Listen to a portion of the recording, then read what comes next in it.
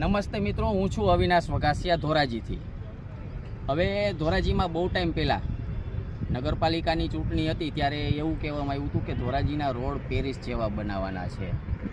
તો રોડ રસ્તા તો પેરિસ જેવા બન્યા કે ન બન્યા એ ખબર નથી, પણ અમારું ધોરાજીનું તાલુકા લેવલનું એકમાત્ર ગ્રાઉન્ડ એટલે કે ભગવતસિંહજી ક્રિકેટ મેદાન કે જે ભગવતસિંહજી હાઈસ્કૂલ છે, હવે ગ્રાઉન્ડના રિનોવેશન માટે 34 લાખ રૂપિયા મંજૂર કરવામાં આવ્યા। ખબર નથી મિત્રો 34 લાખ રૂપિયામાં વપરાણા કે નથી વપરાણા। ટેન્ડર 34 લાખ રૂપિયાનું, કામ કેટલા રૂપિયાનું થયું એ ખબર નથી। ગ્રાઉન્ડ જે હતું પહેલાં કરતાં પણ અતિ ખરાબ, કે બાઉન્ડ્રી ઉપર તમે ફિલ્ડિંગ કરો ને તો એઝ એ પ્લેયર તરીકે તમે ગ્રાઉન્ડ ઉપર ન આવો।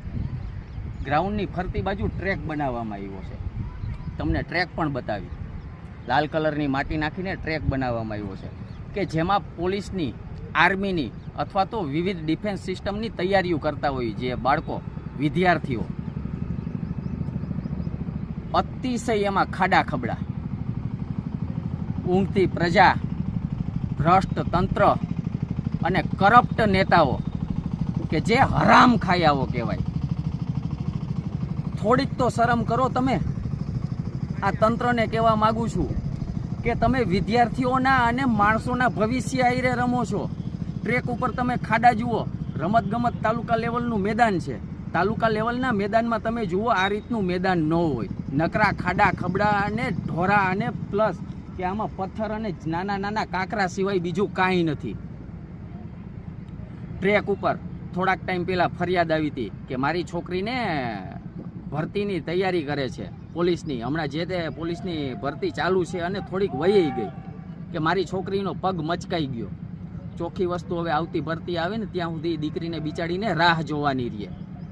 થોડીક તો શરમ કરો, હરામ ખાઈ આવો। કેટલાક આવો તમે ભેગા કરીને પૈસા ભેગા કરી લેવો કે પછી ઉપરવાળાની બીક રાખો તમારા છોકરા લૂલા લંગડા પેદા થાય।